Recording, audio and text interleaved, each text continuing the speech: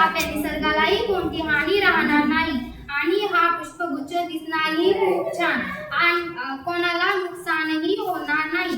आपल्या निसर्गात अनेक प्रकारचे फुले पाने असतात. सुंदर सुंदर पाने असतात. आपण त्या पानांचा उपयोग करून पुष्पगुच्छ छान प्रकारे बनवू शकतो.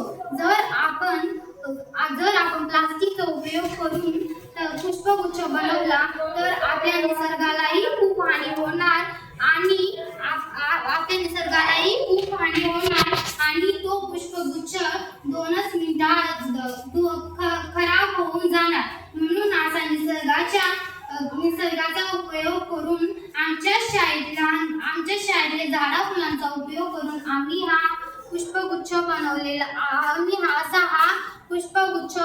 आहे. तसा पुष्पगुच्छ तुम्हीही बनवू शकता. तसेच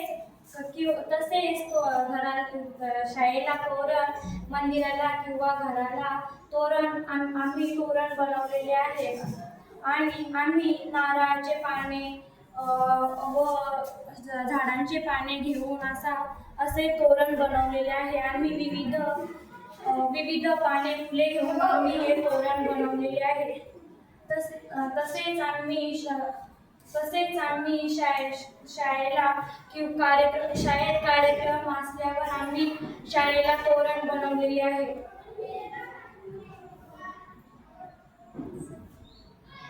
ओके का?